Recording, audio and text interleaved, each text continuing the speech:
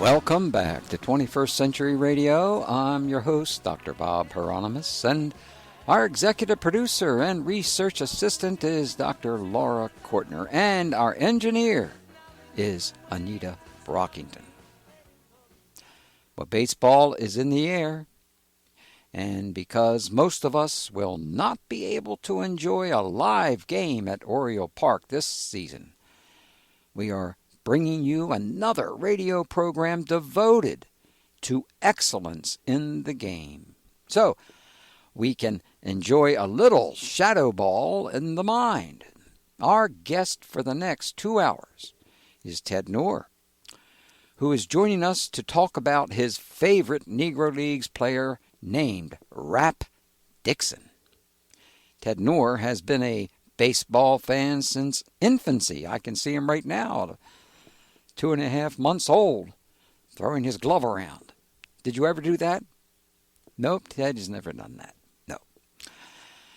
Rap Dixon. Ted Knorr has been a baseball fan since infancy, as I noted, when his grandma gave him a Brooklyn Dodger jersey. Wow. John Aston, a very big Brooklyn Dodger fan, would have loved that. A few years later, an aunt introduced him to baseball via ladies' night at Forbes Field. Later still, a childhood friend, Martha, introduced him to the APBA Major League Baseball game, and there was no turning back. Ted has been a Sabre member since 1979, and in 1998 founded and hosted 4 times the Jerry Malloy Negro League Research Conference. Ted has recently contributed to Sabre's national pastime. Todd Peterson's The Negro Leagues were Major League, and a recent Sabre Bio Project essay on Rap Dixon. Sabre is the Society for American Baseball Research and is the esteemed authority on the history and records of baseball, primarily through the use of statistics. Almost got that right. Welcome back to 21st Century Radio, Ted Knorr. Thank you, Bob. Nice to be here. Oh, good. Are you sitting up straight? I certainly am. Good going. You're not chewing gum, right? No, not chewing gum. I have some raisins. Let me get on break. Well, why don't you save me some raisins too, okay? All right.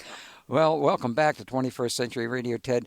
All right, Ted, you sought to come on my show to discuss a Negro League baseball player that few fans have ever heard of, and your enthusiasm won me over. Tell us a little bit about yourself and also what I found interesting in your bio that I just read, that you were introduced to the love of baseball by a series of women. Okay. Well, I'm a longtime baseball fan and never really played the game. You know, we all played pickup, but the only team I ever tried out for, I was cut at the age of 12, and that was the end of my baseball career. But I played APBA. You called it APBA. If Mr. Seitz heard you calling it that, he wouldn't stand for it. Oh. He was the inventor and a dear old curmudgeon. But then I joined Sabre, and I've never really lost my interest in the history of the game of baseball. What do you find fascinating about it? Well, it's the stories and the stats. It's different from the other major sports in both its length, because, I mean, it is the national pastime, perhaps not anymore, but certainly historically. And then I was a math major, so the statistics grabbed me, and especially when it comes to the Negro Leagues, you got some legends that we're going to cover some tonight that are just outstanding. Not sure, yeah. Hey, by the way, when you played baseball, what was your favorite position? Well, my position was, if a right-handed batter was up, I was probably in right field. Mm-hmm. And if a left-handed batter was up, I was probably moved to right field. I wasn't. That's a big. I wasn't much of an athlete, and But you enjoyed you obviously enjoyed what the process was, wasn't it? Right? Exactly. Yeah. Exactly. But about those women, I don't want to miss commenting on them. I very much appreciated the input of all three, and I think let's start with Martha. She was probably, at the 12, 13-year-old age, I'd say the second or third best player in my little neighborhood, and she definitely had the best library. She had the Fireside Book of Baseball. She had a book on the 16 Pirates, and she had the APA Major League Baseball game. And, she also had her feminine side that, no matter when you live, it's some stereotypes are tough to outrun. She actually made me and my friend Larry wash our hands before we would play this game. Holy cow. And she also charged us, she had the entrepreneurial side going too, she charged us Topps baseball cards in order to have the privilege of sitting down and playing against her. Well, as long as it wasn't Mickey Mantle, I'd be all right. And, the APA game probably first was a big influence on me, and I still play it, although perhaps more often on the computer now, but it certainly teaches you the game of baseball, and it teaches you a little bit of mathematics. And then my aunt, she lived in Pittsburgh, which is where I'm originally from, and she used to take me on the streetcar to games at Forbes Field. I think 1961 might have been my earliest. So that was another influence, and I never left her, even when I moved to Lancaster. My dad took a new job. For the 71 World Series, I hitchhiked back to Pittsburgh, and I saw all 4 games the Pirates won. Holy and I forgot I'm talking to a Baltimore fan. Yeah, well, I'm not. I never heard that before, and I don't believe such a thing.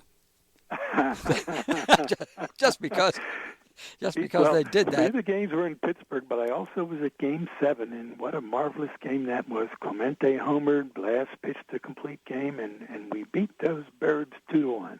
Oh, that's very sad for me, but that's okay because, there are plenty of times when we, as an Oriole team, deserve to get beat. I mean, we've had some very strange years.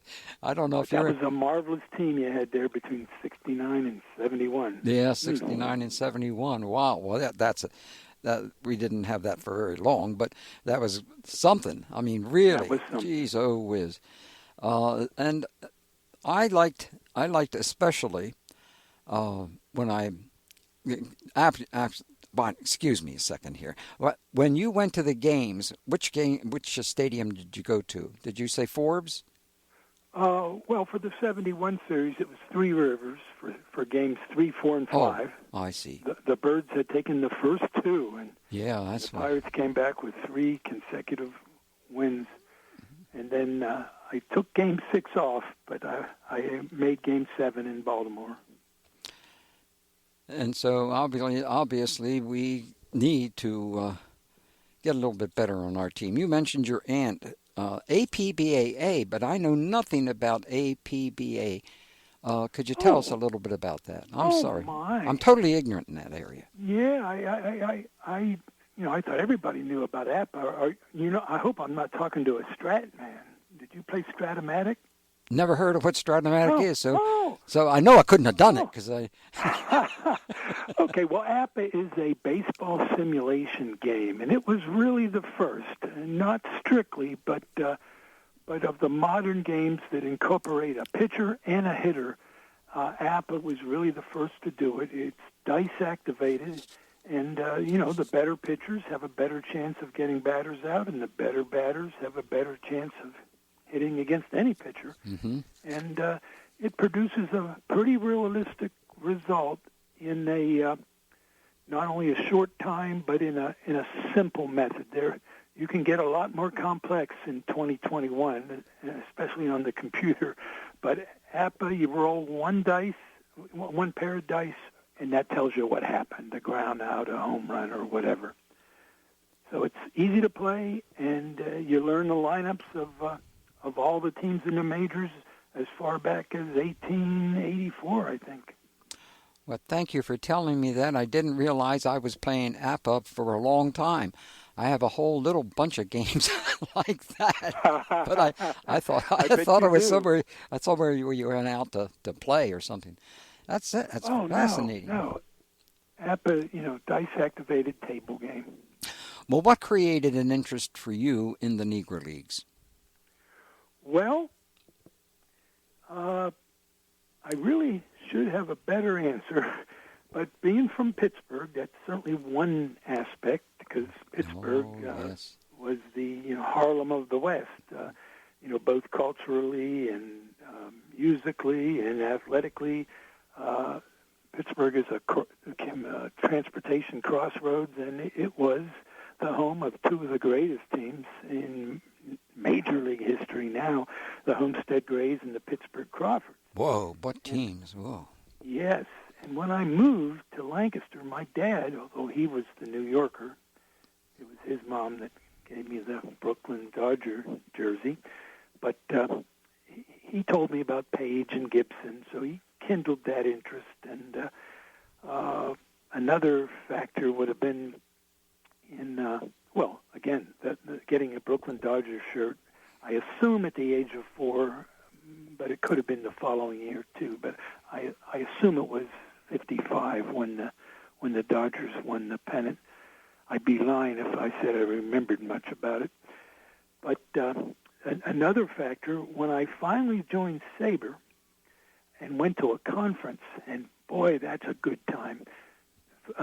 Probably 300 people back then, but now the last one I was at in New York, I think there was 700 baseball fans in one hotel. but the first one I went to, the first person I met was John Hallway. Oh my gosh, what a great guy to bump in for the first time. Wow. Yes, what serendipity that was, because John is one of the great Negro League Baseball researchers, in particular oral history. Mm-hmm. And back in the late 70s, early 80s. So we're talking about Bob Peterson, and there's a name that I should honor, but Don Rogeson. And then you got John Hallway and James Riley. And I knew all four of them, and magnificent men, and they started the renewal of Negro League Baseball research. But John directed me to SABR's Negro League Committee, and I've attended maybe 14 or 15 SABR conferences, and I always, of course, attend and participate with the Negro League Committee. So I hope that did a good job of telling you how I got introduced to the Negro Leagues. Well, I have a lot of mentors that you had at the same time then, and that really opened me up in understanding what the heck the difference was between the Negro Leagues, etc., and that makes a real big difference. But I think we got to take a break right now with our guest, Ted Knorr, advocate for Rap Dixon, one of the best Negro League baseball players not yet in the Hall of Fame, plus what it means that the Negro Leagues have been declared a major league. We'll be back in just a few minutes. Come on to baseball. That's Ray Stevens, I just was told. How do you like them apples? Actually, I like apples a great deal. Now, welcome back to 21st Century Radio with our guest Ted Knorr, advocate for Rap Dixon, one of the best Negro League baseball players not yet in the Hall of Fame. And we want to find out what it means to be that.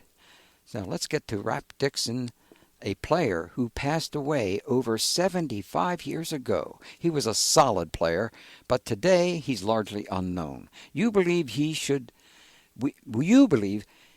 be elected to Cooperstown's Hall of Fame.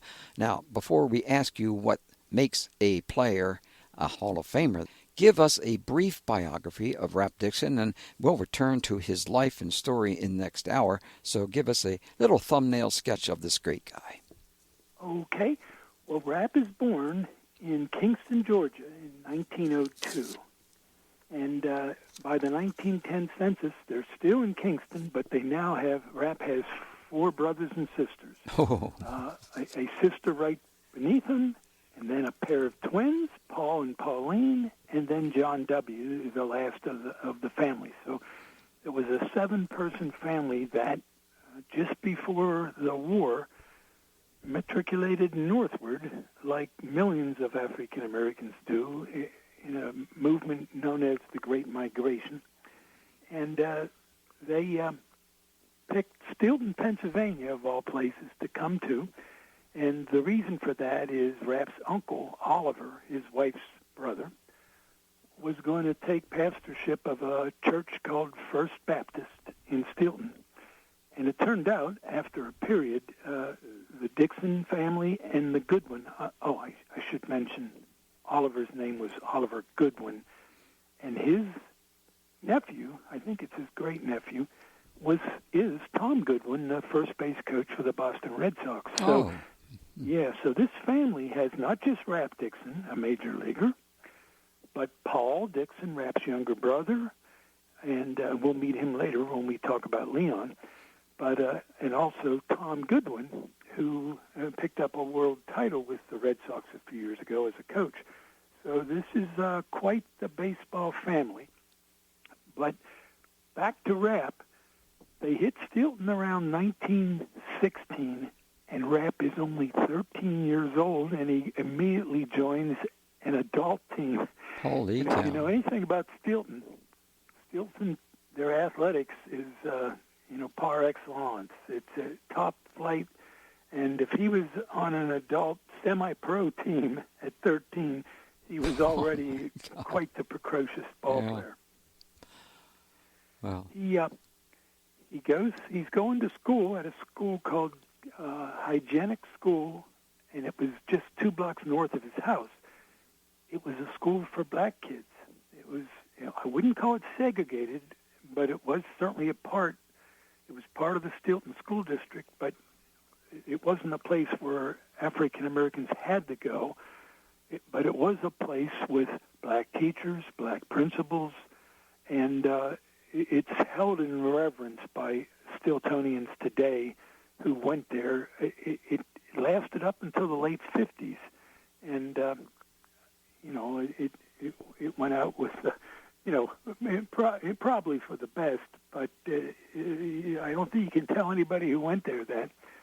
But Rap graduated in May of 1919, having played baseball, football, boxing, and he also played the trumpet in the school band. And 2 weeks after he graduates from 8th grade, he finally appears in a box score. He's 16 now, and he's one of the better players on those Stilton Keystone Giants.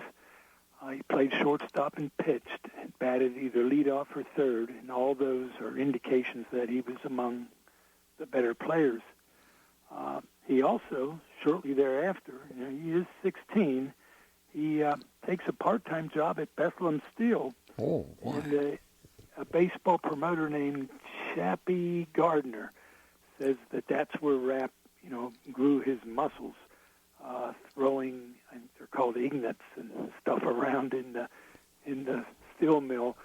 That he really developed his athleticism there, and then he moved on in 1921. And this is important because there was a team in Harrisburg called the Harrisburg Giants. Oh, my, yes. And this is a semi-pro team that was usually the city champion every year since their creation 30 years earlier. Mm-hmm. And they play Rap in 21. They see him on the Keystone Giants, and he has a good game.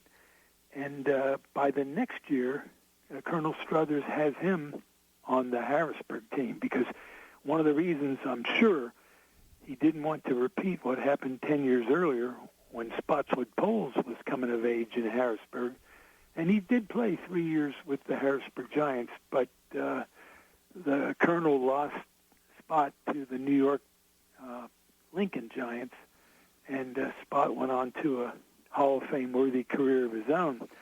So Struthers wasn't going to repeat that. And he already had in left field, and here's someone we want to celebrate just this weekend. The left fielder in this great outfield was a guy named Fats Jenkins, who was just put into the Naismith Basketball Hall of Fame this weekend. Oh. Actually, his team was put in 1963, so he's been there for quite a while. But he was the captain of the Renaissance Five out of New York City. And this was the first team 50 years ago when they were put in, to be put in as a team. And now he's been rewarded on his own this year, just this class. Fats is now a Basketball Hall of Famer. But back to Rapp, in 1922, he joins the Harrisburg Giants, and his third outfielder that year is a guy named Jesse Barber. And he's another well-known, not Hall of Fame caliber, but a darn good outfielder. And he sort of anchored between Jenkins and Dixon, that outfield in that year. And the young guys learned from Jesse. But it gets better. Although I should point out, in 1923, Rapp misses about a month due to health issues. And this is one thing I want to make clear up front. Rapp only has a 14-year career in the major leagues. And that's a little short for a Hall of Famer. And so he's got a good excuse. He on at least two occasions misses a month due to illness. He suffered from consumption at one point in his life. He had some bad teeth. He hurts his back terrible in 1934 and eventually dies at the age of 41. But let me just give you a couple more highlights before we get deeper into his career. In 1922, Rapp's first year, they lose the city title. So it's important in 1923 that they improve the squad, and when they get to the playoffs in 23, they bring in a left-hander named Nip Winters. Little known, but he also had a short career with Hilldale. But I think he's the best left-handed pitcher not in the Hall of Fame and among the Negro Leaguers. But he comes on and wins 3 games in that playoff that year, and so the Harrisburg Giants retain their city title or regain it. And when they have a party at the end of the year, Rapp is, in my opinion, at a crossroads. He's 21, and he has to figure, do I want to go into the steel mill like my father and uncles? Because that'd be a good career, and they're bustling. Or do I want to leave town and go to Baltimore, maybe with the Black Sox, or to the Hilldales, and try to be a major league Negro League player? Well, serendipity worked a funny thing there. Before Rapp could make his mind up, the greatest of all the Negro League players, Oscar Charleston, announces he's going to come to Harrisburg to play and manage the 1924 edition of the Harrisburg Giants. Hot dog. And that made up. There was no need to leave town, no need to go to work in the steel mill. The majors were coming to Harrisburg. And I think I'd like to break from Rapp's bio there and just flow into his baseball career. Okay, can we have the time to do that, Dr. Kortner? We got another 5 or 10 minutes, so let's go get them. Okay. Well, what makes a Hall of Famer? Okay. Well, for me, a Hall of Famer, there's 3 things that need to stand out. You got to have stellar statistics. And if the stats don't quite cut it, you better have good opinions of your contemporaries. And then having those 2, the third item is legends. And Rapp has a healthy dose of all 3. The legends is what I really want to get to, but I'd be remiss if we didn't take a look at his stats, which I know some people are not big fans of, and his marvelous opinions that some of his contemporaries have for him. So let's talk about his stats. In Jim Riley's book, which is, I guess it's called the Biographical Encyclopedia of the Negro Baseball Leagues. Very good book. He book. starts off his essay on rap by saying, a 5-point player who did everything with style. Whoa. Those are the first 8 words that Riley uses. And what did he mean by the 5 points? He was referring to the 5 tools that scouts look at when they're judging, athletes to see if they could be ball players. And they are hitting with power, running, fielding, and throwing. So I'm going to take a look at Rap's stats using those tools as a guide. So we're going to start with hitting.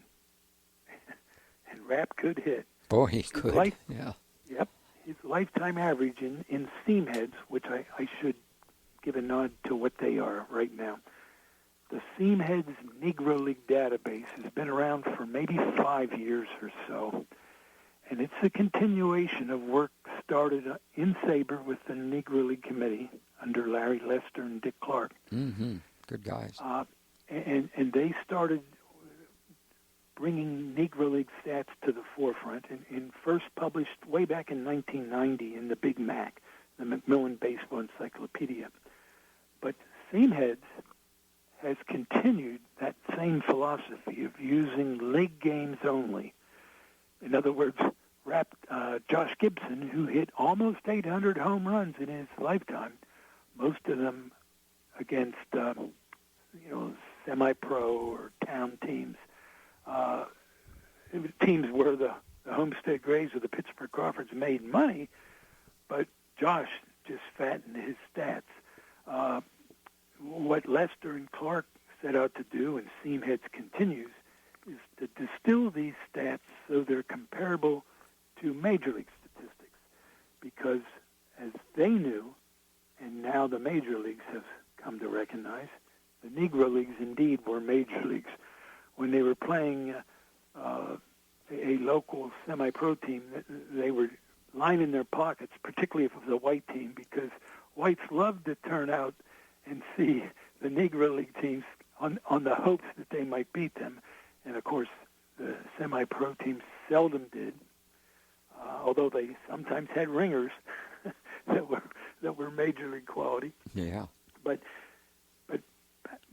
I think that should suffice on who Seam Heads is. Seam Heads is the database, and that's where I'm going to pull my statistical data. But Rap hit 325. There's only 15 batters with a higher average that batted as often as Rap. And there's 3,400 players in the Seam Heads Negro League database between 1920 and 1948. His OPS is 944. Now that's on base plus slugging, which is one of the favorite, I'll call it sabermetrics of today's date. There's only 6 players in the Negro Leagues with a higher OPS, not in the Hall, that batted as often as Rap, and all 6 of them are in the Hall.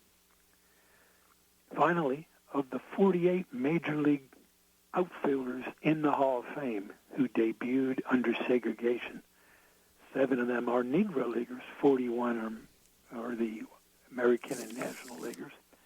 Rap's OPS is better than 37 of the 48 that are in the Hall. Holy cow. Yes, 77%. So his hitting alone, I think, makes a good case. But hitting for power makes an even better case. Rap hit 77 home runs in his Negro League career. Now, that doesn't sound like much, but remember, they only played about a third as many games as the big leagues during their league seasons. Mm-hmm. And 77 times 3 is 230. So that's remember, this is just when the rabbit ball is coming into play. Rap's average 162 games was 21 homers a year, and that's the 7th best among Negro Leaguers. and everybody in front of him is in the Hall of Fame. Final power number, his slugging percentage of .538. Yep, is exceeded only by 5 Negro Leaguers, all in the Hall of Fame. Yeah. Next would be his speed. Rap could run. Could we pause now, take a break here, and come back to where we go? Okay? Good. All right. We're with our guest, Ted Knorr, and we're getting to some very important stuff here, especially my interest in some of these stats here. He is an advocate for Rap Dixon, who belongs into the Hall of Fame. That's what I believe as well.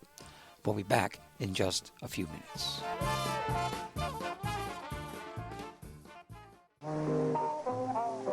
This is Hall of Famer Monty Irvin, reminding you to stay tuned to 21st Century Radio's Hieronimus and Company for updates on Negro Leagues Baseball stars.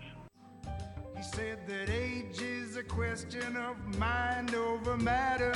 If you don't mind, it don't matter. Don't look back, something might be gaining on you. Oh, we know who used to say that. Yep. Don't look back. Well, welcome back here to 21st Century Radio with our advocate for Rap Dixon, and we're going to, hey, by the way, you can find his Rap Dixon page on Facebook with a quick link on the Facebook page for 21st Century Radio. And don't miss a show, subscribe, and share 21st Century Radio on YouTube. And we're back to Ted Knorr, and I think we're about to examine running. Yes, and I'm going to be quick here. But I just want to say one thing. You expect me to continue without a break after Monty Irvin introduces the segment? Well, Monty was extremely important in regards to Leon Day, as you know. Oh, yes. As a matter of fact, he came out to our home a number of times and taught my daughter how to throw the ball, how to hit the ball, and stuff like that. He was an extraordinary soul, and he was the ones that stood behind Leon all the way, and made sure that he wasn't going to stop pushing. And extraordinary soul, and not just a good guy and all of that, but what a player himself. Yes. He probably would have been the person. As a matter of fact, he would have been the person before Jackie Robinson that may have been chosen, and that may have been a better choice. I don't know for sure, but anyway, Jackie. Who's going to beat Jackie Robinson anyway? My gosh! Wow. Okay, Rap could run, and I'm only going to use one stat here. For every 162 games he played, he stole 37 bases. Just so you know how good that is. That's really good. There's only 5 in front of him, 2 of which are in the Hall, Cool Papa and Oscar Charleston. But when I say there's only 5 in front of him, that means having as many plate appearances as Rap did. And one of the main critics against his Hall of Fame candidacy is he doesn't have enough play appearances.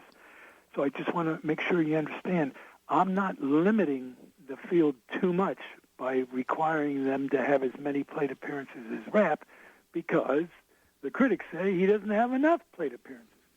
So I just wanted to make that point. Okay, I'm glad you did. Hit with power and run. Those are the tools with the most popular metrics.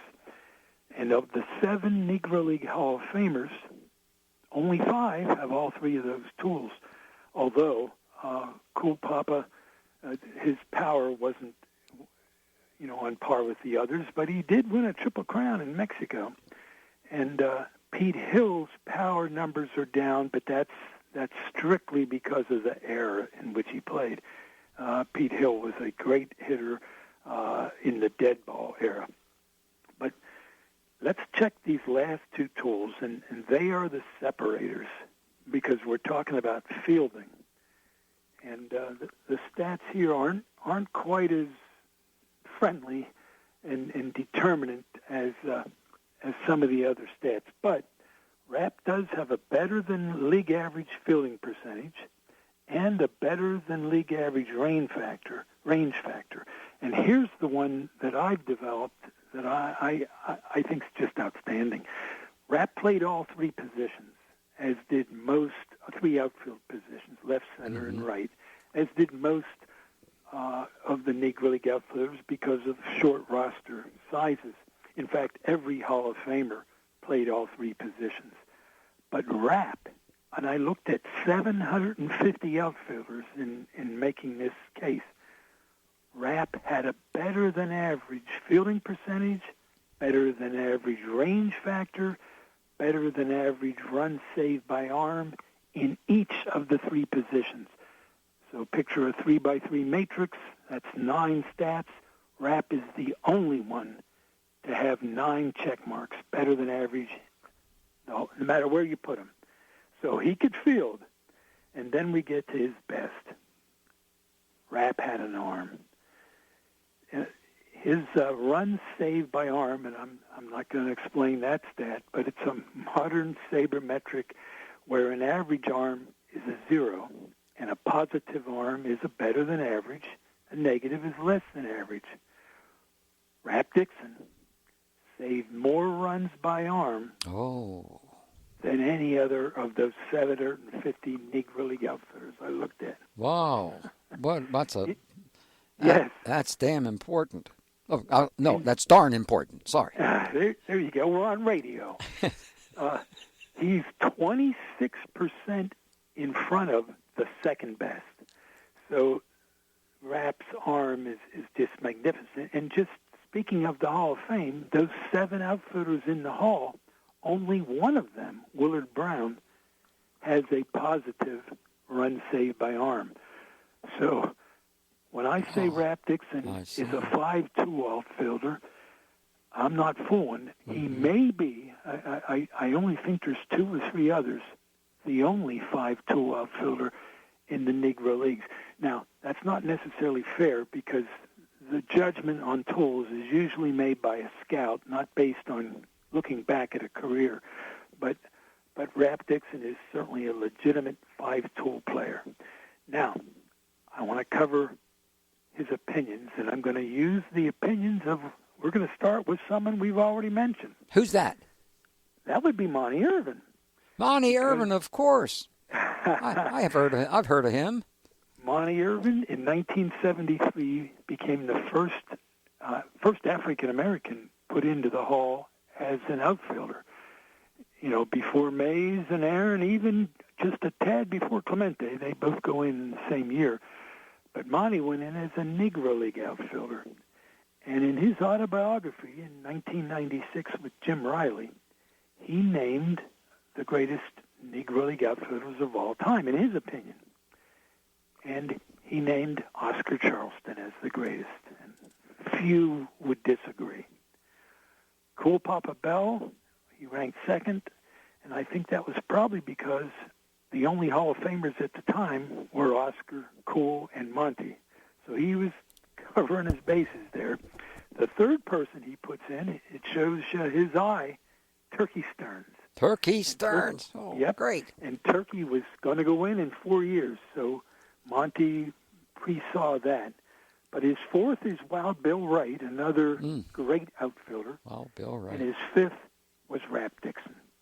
So Monty Irvin, in his autobiography, ranked Dixon fifth. And again, just to remind the listeners, there are only 7 in the Hall. So Monty was saying, if I may interpret, Rapp is a Hall of Fame outfielder. Next up was Cool Papa Bell in a 1994 book called The Greatest Team of All Time by Donald Dewey and Nick Osasella. Cool gave those authors his all-time team. So now he's going even better than Monty. He puts Rapp Dixon with Monty Irvin and Turkey Stearns in his all-time outfield. And again, this was 6 years before Stearns went in. So those players mentioned by Irvin and Bell, with the exception of Bill Wright and Rapp Dixon, are all in the Hall of Fame. So that's a great tribute. But here's the best. in 1949, before the Hall of Fame could cloud anybody's opinion, 22 years before Negro Leaguers were put in, before the Pittsburgh Courier poll could cloud people's opinion, Oscar Charleston gave his opinion to the Philadelphia Evening Bulletin. And this is the players he put in his all-time outfield. In left, Martin Diego. Oh, my. Yes, Yeah, and that's a story in itself. Yes, it is.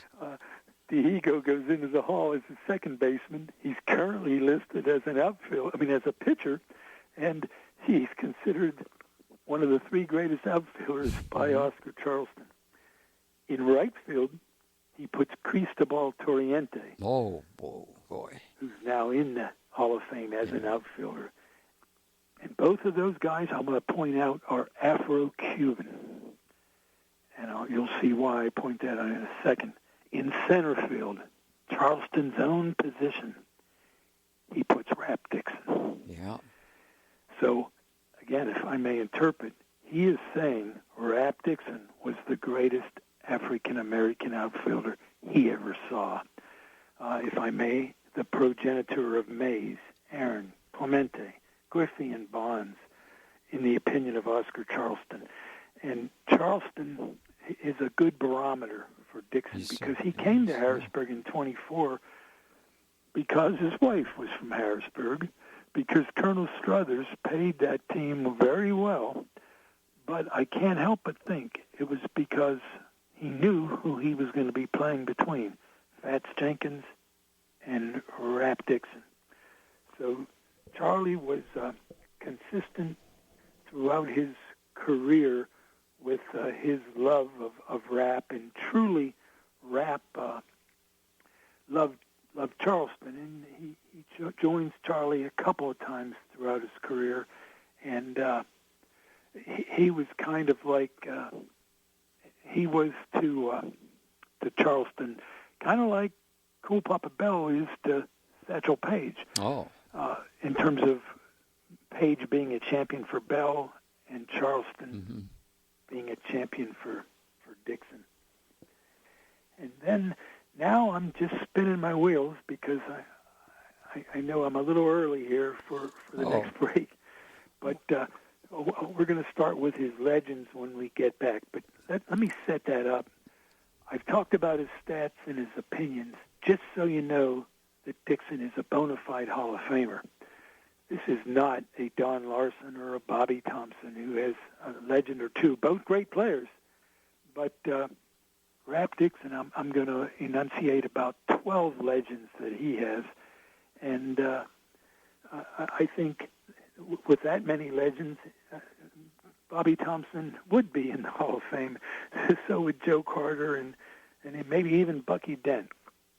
But really? Dixon has a stat case, has great kudos from the initial three outfielders in the Hall, and as we're about to see, more legends than most anyone not in the Hall.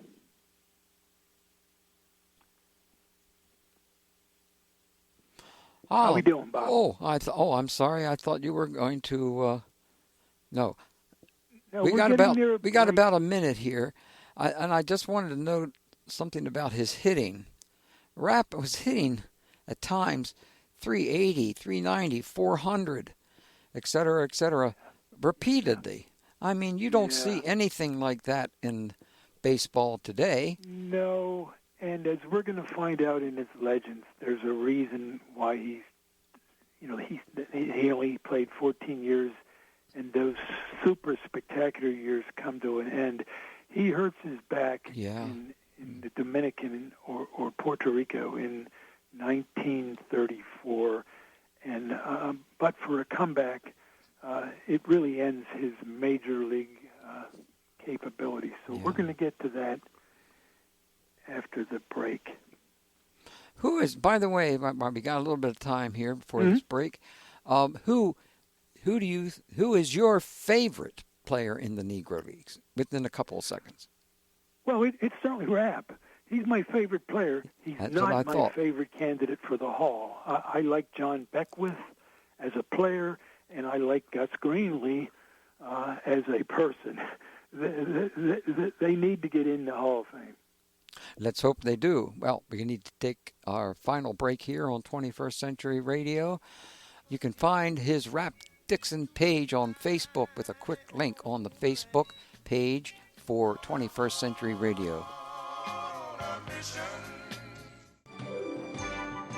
For the Beatles fans in your life, makes a great present. Announcing our new book on the Beatles' Yellow Submarine, on sale now at yellowsubmarinebook.com. It couldn't be simpler. That's yellowsubmarinebook.com.